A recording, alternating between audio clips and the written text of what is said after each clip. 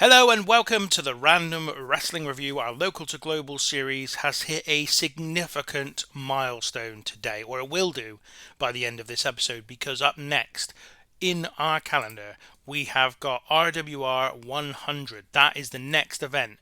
It is just 13 days away, and we're going to be bringing you our 100th show. It's a big deal. 100th event in the company's history.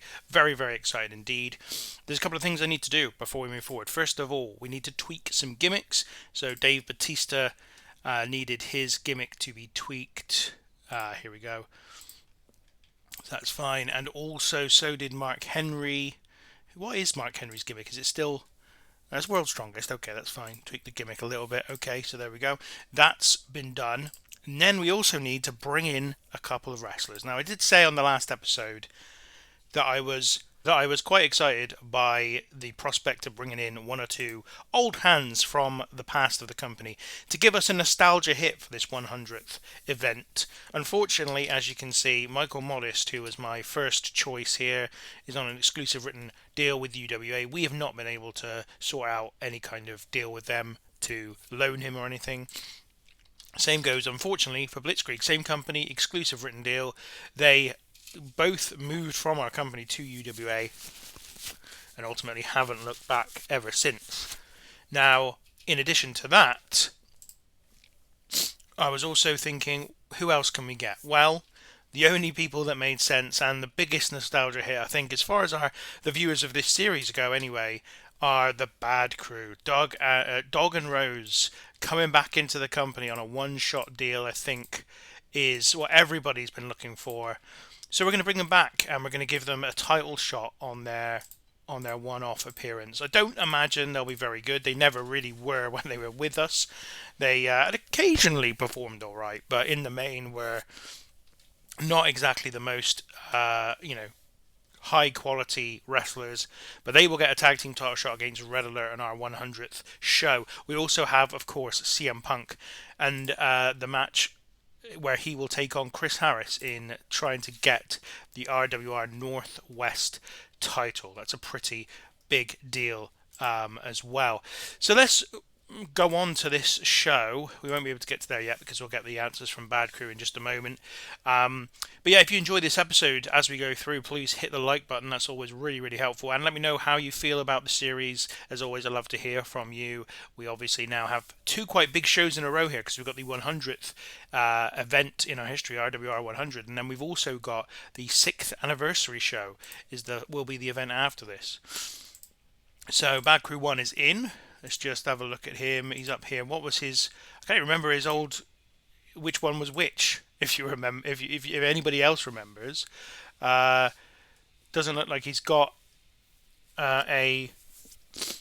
And it doesn't look like I made an alter ego for him. So I don't know. Let's just call this one Dog. I can't remember which one was Dog and which one was Rose. But who cares, really? No, we're not going to create the alter ego. And we'll wait for the other ones to come in. I've probably got them in the wrong way around, but does it really matter? Not really. Bit of news here from King Monday set to leave the WWF after apparently not being offered a contract extension. I mean, it's 2001. The Fat Bundy is still with the company. Is a minor miracle. So I would say that's not a surprise. We also had... I'm just going to go down here. ECW Hardcore Heaven, a show rating of 70 with the Sandman retaining the ECW World Heavyweight title against Shane Douglas in a ladder match, an 80 rated ladder match. Steve Corino defeated Don Harris in a strap match for the ECW World television title, 80 rated for that one, and yet they still only got a show rating of 79. I can't help but feel they've been a little hard done by there. But ECW continued to exist in this reality deep into 2001. Looks like we're going to have a lot of these big companies around for some time to come, which is good news. So let's continue on. I'm sure it won't be long before Bad Crew 2 is in, and we call him Rose, and everyone says to me, no, he's supposed to be Dog, but it doesn't matter. As I said, we're only bringing them in for this one show, and they will be teaming together, so it's not like, the records will be upset by this. But good to have them back for this one show. Always nice to see some some returning stars. We had Public Enemy back, obviously, earlier in the year, which is another reason we didn't bring them back. So we probably would have done. Probably would have brought them back for the show had we not had them earlier this year and then released them. And we also, not long ago, lost James Storm, or we opted to release him, in fact. And that's another person who might have been worthwhile bringing back into the company for this event. But again, it's not been that long since he's gone either. So let's have a look at where we go next. It is time for us to progress to the next player-controlled show. This is a big one. This was always the first milestone on my mind, was can we get to 100 events? Well, we're going to do that today. I think my new milestone, once I get through this, will be can we do 100 episodes? So I think this is episode 83 maybe at the moment that we're on.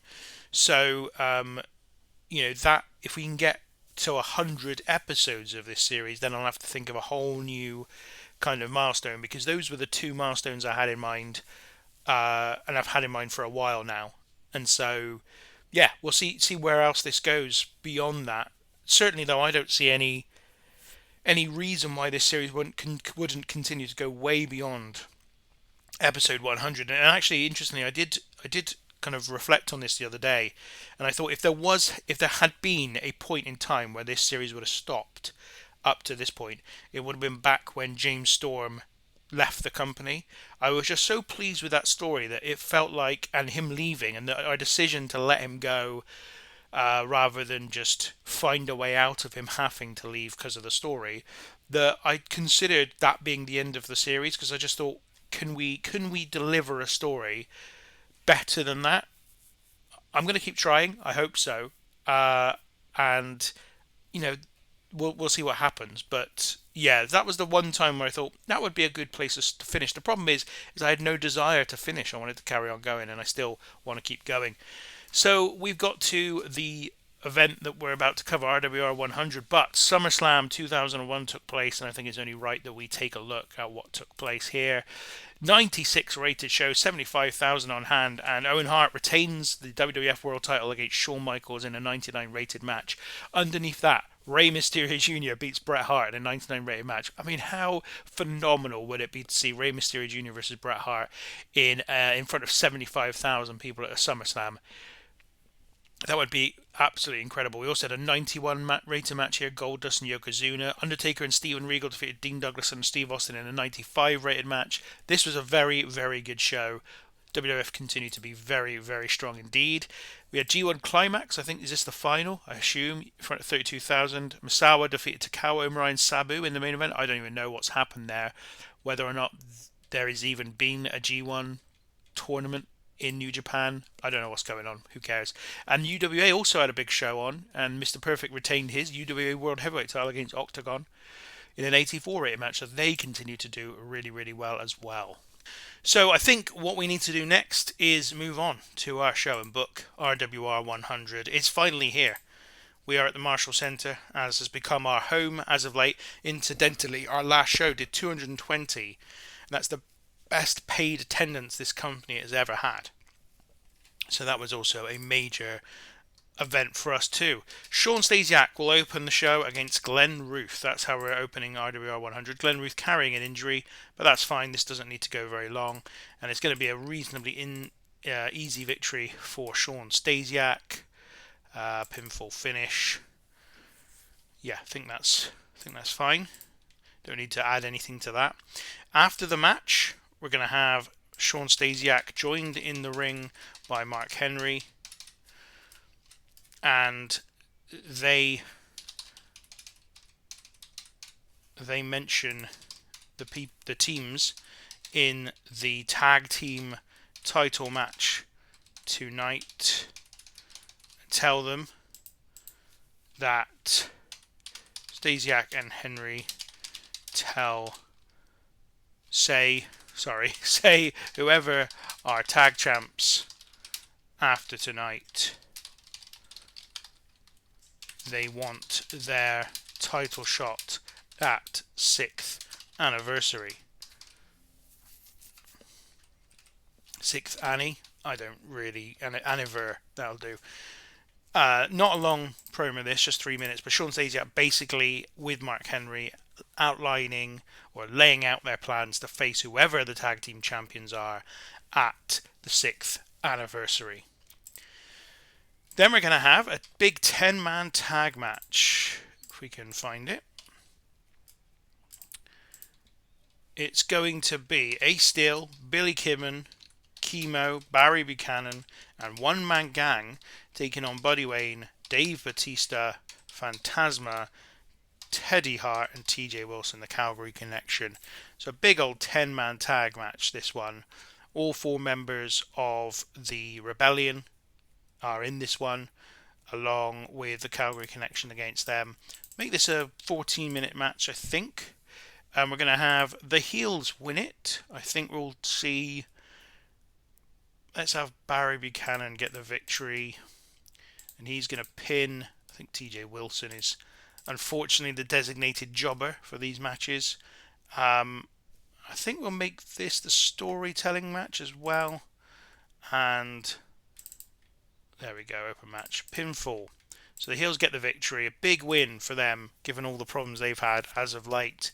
And they get the win in a 5 versus 5.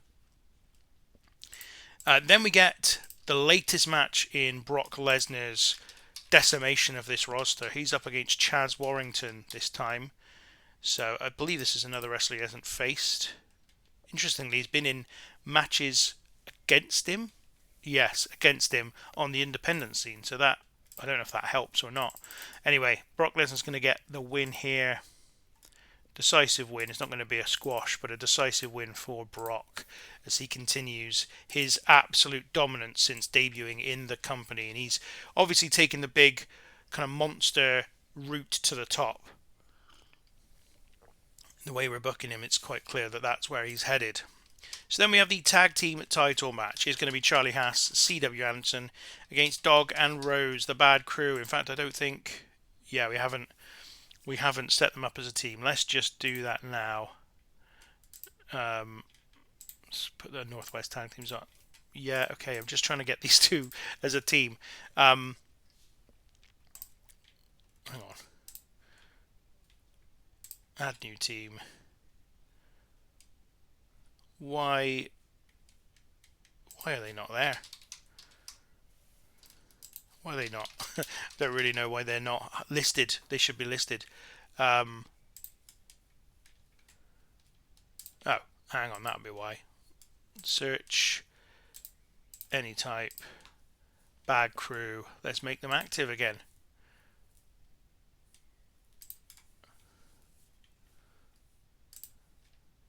So the Bad Crew are back together.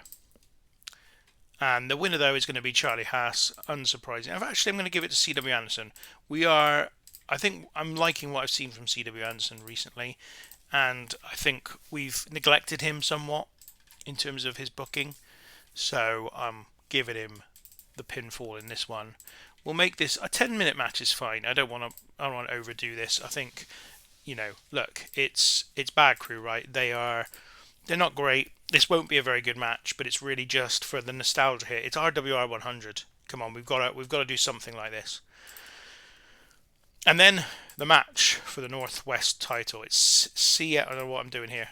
It's Chris Harris and it's CM Punk. This will be Chris Harris' 7th defense of the title. We'll make this one go 15 minutes. And I think we'll have it as a slow build, this one. Pinfall finish. And our winner is going to be CM Punk. We are going to crown a new Northwest champion tonight. CM Punk is going to take the victory and become the new Northwest champion. It's a major happening, and I've been weighing it up for a little while now. Who's going to beat Chris Harris for the title? And I'll make it clear. Like, it's never clear to me when I crown a champion. It's never clear who the next person is going to be. I'm not like putting them into that role to then pass the belt on to somebody else. I've had, I think, one true transitional champion in the company's history, and that was Ace Steel. And he only held the title for an hour. But I don't plan things far enough ahead with this series to do that. So it's just become apparent that this is the way I want us to go. And of course, That is not the end of the show, because we know that, and let's talk about the rankings, shall we? So the only reason CM Punk has got this title shot, given that he's third in the rankings, is because of the agreement. I think it's capital T and capital A now with that name. The agreement between Ace Steel and Bruce Hart, which is that all the members of the Rebellion will defer their title shot until such time as Chris Harris loses the belt, and then at that point, whoever is top of the rankings can take the title shot immediately, creating a kind of money in the bank type situation. And Ace Steel and Barry Buchanan had been deferring their title shot, so CM Punk got the title shot. He's going to beat Chris Harris, which opens up the door to Ace Steel to cash in, using the parlance of the day, to cash in on CM Punk. We're going to have CM Punk still selling in the ring, having won the title here, having won the championship.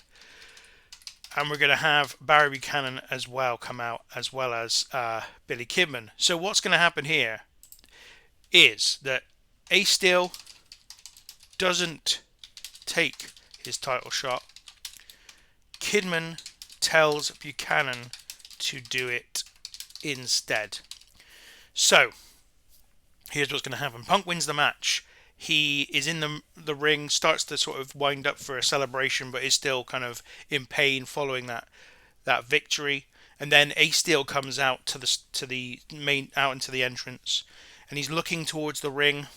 And he is then followed by Billy Kidman and Barry Buchanan. Billy Kidman has a microphone and is urging Ace Steel to go for the title shot. Go for the title shot. This is your chance. This is your chance to take the Northwest title. But Ace Steel shakes his head and puts his head and sort of bows his head as well, as if to say, I'm not doing it. I can't do it. And so Billy Kidman frantically turns around to Barry Buchanan and tells him, well, Ace Steel is deferring his title shot, which means you are now the number one contender, and you too are part of this agreement, so you take the title shot instead. And so we're going to have one more match, which is going to be CM Punk. Oh, didn't do that properly. CM Punk against Barry Buchanan in another Northwest title match. This one's going to be 7 minutes long, so not particularly long. Punk is going to win it. He's going to retain his title, so he's not going to lose the title in the same way Ace Steel, or a similar way as Ace Steel lost his title over a year ago. But there's going to be a whole heap of interference here. What's going to happen is that Billy Kidman is going to interfere on behalf of Barry Buchanan, but Ace Steel, who is still there and at ringside, is going to put Punk's foot on the rope as Barry Buchanan goes for a pin after Kidman interferes on his behalf to help him try and win. And then Punk is going to get the victory later in the match. So this is going to be, in fact, we'll go all-out match, because I feel like this should be an all-out match between these two, given everything that's going on. Yes, that's fine. It's just that it's saying the current holder is not in the match, but he will be by this point, because CM Punk will hold it at that point. So this is the frantic end of the show. I will go into the detail of everything that takes place during this show as we run it. But RWR 100 is about to take place, and we still got not enough time. We've still not got enough time, despite the extra match. I thought, given that we've just added 15 minutes, but we just don't have it. Got a 15-minute match here. I guess this could have another minute.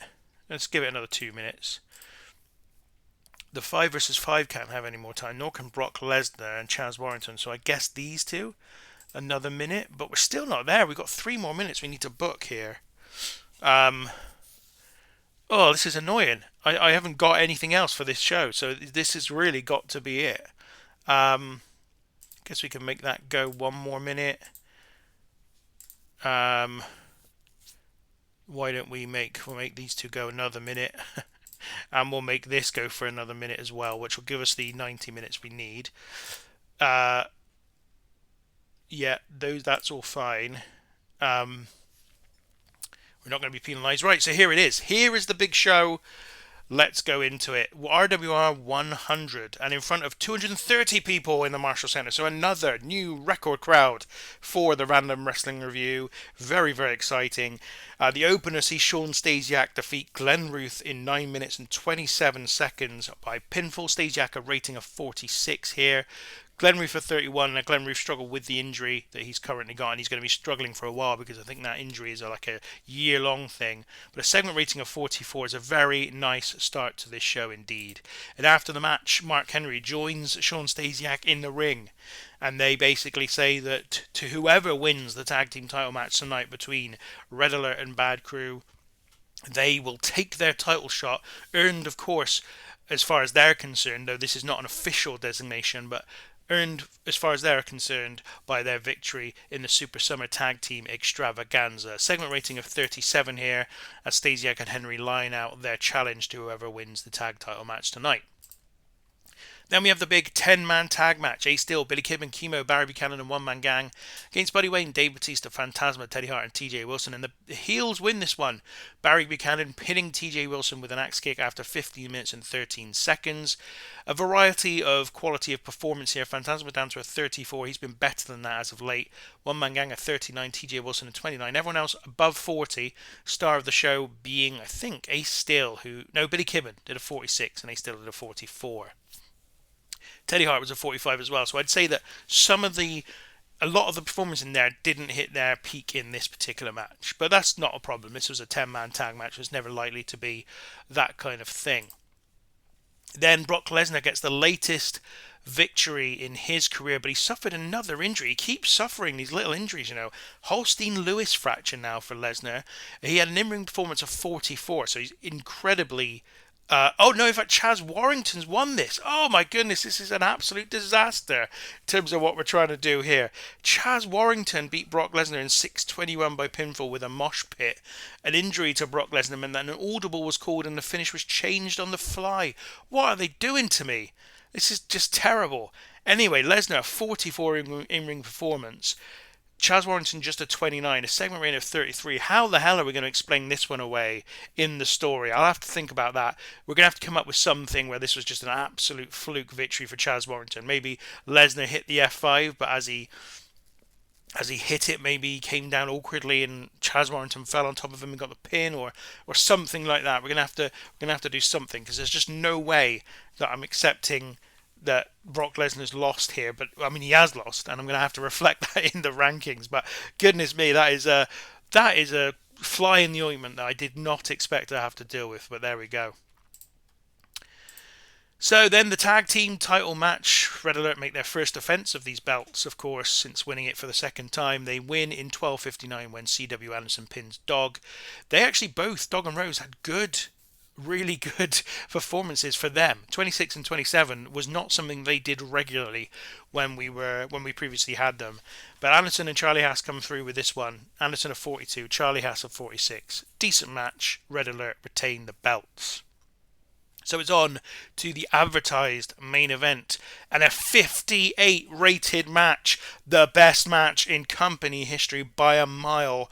CM Punk beats Chris Harris in 14:31 by pinfall with a Pepsi plunge. CM Punk wins the Northwest title. These two have great chemistry, and that's a lot of the reason, I'm sure, why this was a 58, but also both did a 52 rating in the ring. Absolutely phenomenal, wonderful stuff. The stuff dreams are made of, basically, between these two. An amazing match, best match in company history. Absolutely love it. Punk is the Northwest champion. But after the match, out comes Ace Steel with the crowd in anticipation now of the agreement between Bruce Hart and Ace Steel finally paying its dividend, as Ace Steel comes out in front of the crowd, quickly followed by Billy Kidman and Barry Buchanan. Kidman has a microphone and is urging Ace Steel on to go and get the title, go and win the Northwest title, take advantage of this agreement that they've had with Bruce Hart. But Ace Steel, bound up in his own mind of whether to do this or not, following the stuff that Chemo has previously said, following the stuff that CM Punk has previously said, following all the issues that have been happening in the Rebellion as of late. And Ace Steel shakes his head and says no, quite clearly.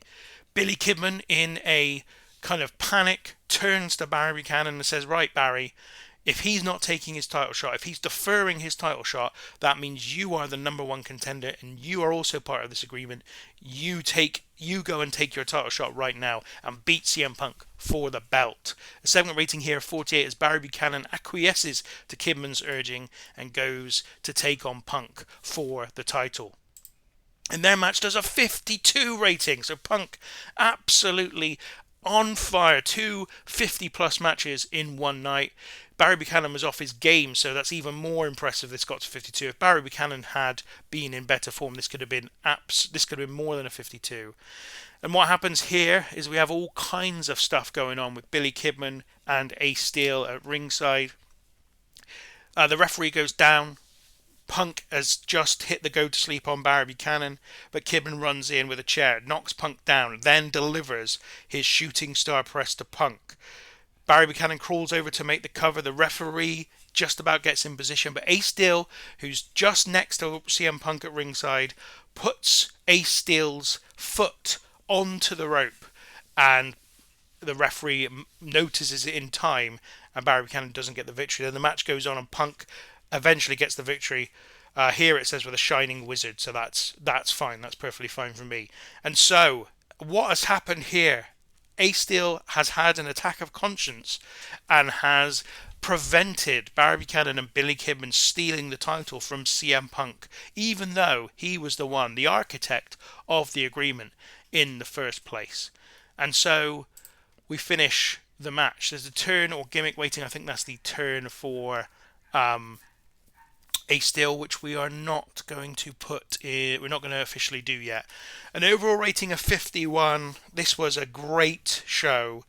I've been excited to bring you this for a while because obviously, I say a while, a good 3 or 4 or 5 or 6 episodes, because this is what we've been building to.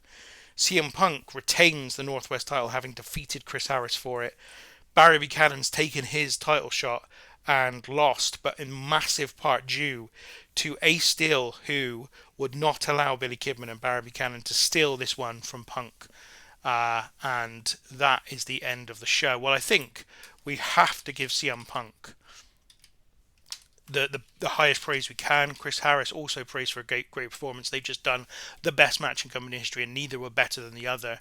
But obviously Punk just happened to have a second match as well on this show. And I think what we're going to have to do, we're going to have to keep trying to keep Chemo happy, I think. So we'll keep compliment him on a good performance as well. Everyone pleased or happy with what we've said. And that was RWR 100. Hopefully that was dramatic enough for you, because that was the show that we've been looking forward to bringing to you for a little bit of a time. So Dog and Rose have gone. As expected, Brock Lesnar injury, we'll have a look at that. And we've gained a user talent point because of doing another 50 successful shows. And there it is, RWR 100 in the books. Now let's just take a look before we leave you today at our top 100s. RWR 100, the third best show of all time. But the best match of all time took place at the show. CM Punk defeats Chris Harris. CM Punk is the real deal, but so is Chris Harris. I think he deserves a tremendous credit for the work he's done as champion. The RWR Northwest title now, that's gone up in prestige recently, and CM Punk has already had his first defense of this title against Barry Buchanan, and he is the new champion of the Random Wrestling Revue. The Northwest Tag Team titles continue to go well. That was a very decent match. I'm perfectly happy with that, given the quality we've seen from Bad Crew in their last run. This was good, and Red Alert make their first defense of the tag team titles. And I think that's everything from me for now. I'm going to have to take a breath. I'm going to have to calm myself down after what was, as I said, an episode I've been looking forward to bringing you for a long time. In our next episode, things do not get any easier because it is the 6th anniversary show. So another show in which is actually quite a big deal for this company. And so, we're going to that's going to be another one to keep an eye on. Actually, just one more thing before we go. Our best ever paid attendance was at that 100th show. 230 people, all paying customers, beats our previous best, which was set just earlier this month by 10.